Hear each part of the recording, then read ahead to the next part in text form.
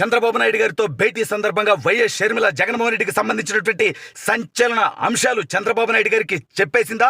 తనకు సంబంధించినటువంటి రహస్య అంశాలు చంద్రబాబు నాయుడు గారికి తెలిసిపోయాయా అనేటువంటి తీవ్ర ఆందోళనతో జగన్మోహన్ రెడ్డి ఉన్నాడా?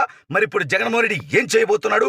వైఎస్ షర్మిల అసలు చంద్రబాబు నాయుడు గారితో ఏ రహస్యాలు చెప్పింది అనేది ఈ వీడియోలో వివరించబోయే ముందుగా ఇప్పటివరకు మన ఛానల్ సబ్స్క్రైబ్ చేయని వాళ్ళు ఖచ్చితంగా సబ్స్క్రైబ్ చేయండి, మరో 10 మందితో చేయించండి. ఇక విషయానికి వస్తే వైఎస్ షర్మిల అనూహ్యంగా తన సొంత అన్నని పూర్తిగా ఆల్మోస్ట్ వదిలేసినట్టే.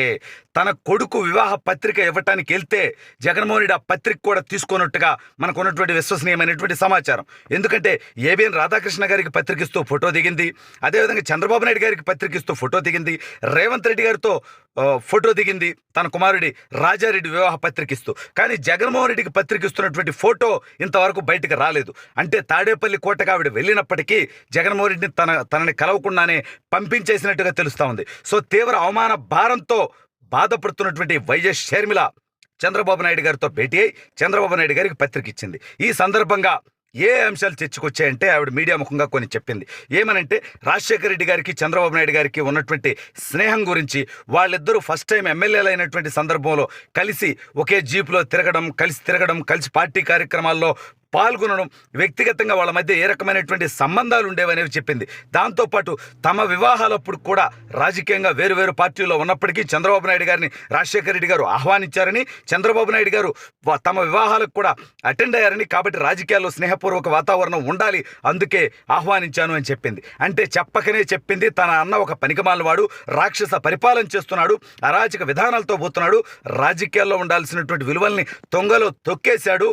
చంద్రబాబు నాయుడు గారు నా తండ్రి సమానుడు, నా తండ్రితో స్నేహం ఉన్నటువంటి వ్యక్తి, నా తండ్రి స్థాయిలో రాజకీయాలు చేసినటువంటి వ్యక్తి, నా తండ్రితో సమానమైనటువంటి, ఇంకా మాట్లాడితే తన తండ్రి కేవలం 5 సంవత్సరాలు 3 నెలలు ముఖ్యమంత్రిగా ఉంటే దాదాపు 15 సంవత్సరాలు ముఖ్యమంత్రిగా ఉంటూ జాతీయ రాజకీయాలను ప్రభావితం చేసినటువంటి వ్యక్తి చంద్రబాబు నాయుడు గారు.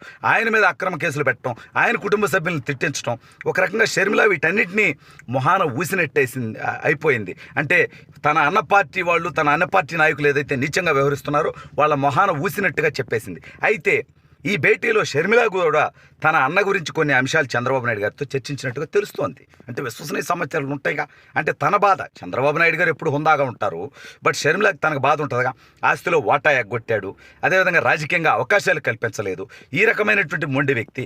నన్ను కూడా మోసం చేశాడు జగన్మోహన్ రెడ్డి, సొంత చెల్లినైనా నన్నే మోసం చేశాడు, మా తల్లిని పార్టీ నుంచి బయటకు పంపించేశాడు, మా బాబాయిని వేసేసినటువంటి వాళ్ళని కాపాడుతున్నాడు, ఈ అంశాల్లో కొంత మా అన్న ద్వారా మేము ఇబ్బందులు పడుతున్నాం అనేటువంటి ఆవేదన. అంటే ఒక కుటుంబ పెద్ద లాంటి వ్యక్తి. ఇప్పుడు వాళ్ళకి రాజశేఖర రెడ్డి గారు లేరు, ఖచ్చితంగా రాజకీయంగా ప్రత్యర్థులైనప్పటికీ ఆయన దగ్గరికి వెళ్ళిన తర్వాత ఆయన రాజశేఖర రెడ్డి గారితో ఆయనకున్నటువంటి సన్నిహితం, ఆయనకున్నటువంటి స్నేహం చెప్పిన తర్వాత కొంత ఆవేదన, కొంత బాధతో కూడా షర్మిల గారు తనకు సంబంధించినటువంటి అంశాలు కొన్ని, జగన్మోహన్ రెడ్డి ఎలాంటోడు, మొదటి నుంచి అంతే అతను, ఆ సైకో పరిపాలన ఇవాళ రాష్ట్రానికి పీడ విరగడవబోతా ఉంది.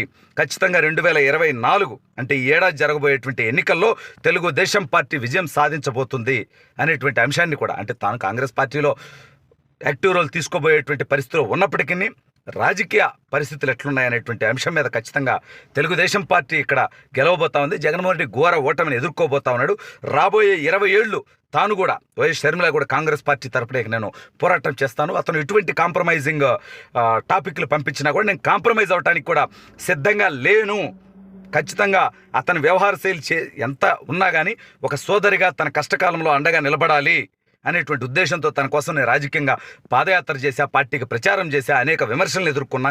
ఇన్ని చేసినప్పటికీ రాజకీయంగా అవకాశం కల్పించలేదు, తన తండ్రి ఆస్తుల నుంచి వాటా ఇవ్వలేదు, ఇన్ని రకాలుగా అవమానించి ఇబ్బందులకు గురి చేసినటువంటి వ్యక్తి ఇవాళ మళ్ళీ కాంప్రమైజింగ్ మెసేజ్లు పెడతా ఉన్నాడు. నేనేదో కాంగ్రెస్ పార్టీకి వెళ్తా, అది కూడా వైఎస్ఆర్ కాంగ్రెస్ పార్టీకి నష్టమనేటువంటి ఉద్దేశంతో నాకు రాయబారాలు పంపిస్తూ ఉన్నాడు, రాజ్యసభ ఇస్తాను, ఇంకోటి ఇస్తాను, ఎంపీ సీట్ ఇస్తానని. బట్ ఇవేవి కూడా ఇవాళ నేను నీకు ఇబ్బందికరమైనటువంటి పరిస్థితి అనుకున్నావు కాబట్టి వస్తున్నావు. గత 4.5 ఏళ్లుగా నన్ను వేధించినటువంటి వేధింపులు, నన్ను పెట్టినటువంటి ఇబ్బందులు నాకు గుర్తున్నాయని సదంగా రెస్పాండ్ అయినట్టుగా తెలుస్తూ ఉంది.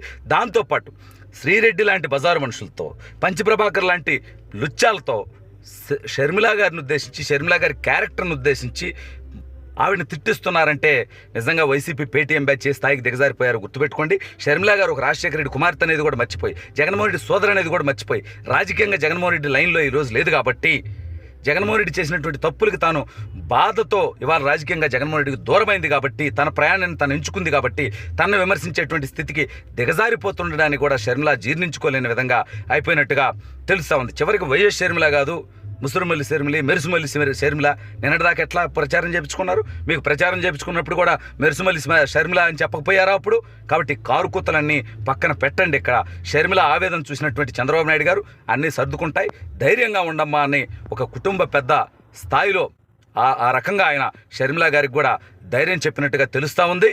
ఆవిడ భవిష్యత్తుకు కూడా ఆయన ఖచ్చితంగా ఆయన ఆశీస్సులు కూడా అందజేసినట్టుగా తెలుస్తూ ఉంది. ఏది ఏమైనప్పటికీ అక్కడ ఇంకేమేమి చెప్పేసి ఉంటుంది, నా అక్రమాస్తులు, నా అక్రమ వ్యాపారాల గురించి ఏమైనా చెప్పేసి ఉంటుందా అనేటువంటి తీవ్ర ఆందోళనలో జగన్మోహన్ రెడ్డి ఉన్నట్టుగా తెలుస్తూ ఉంది.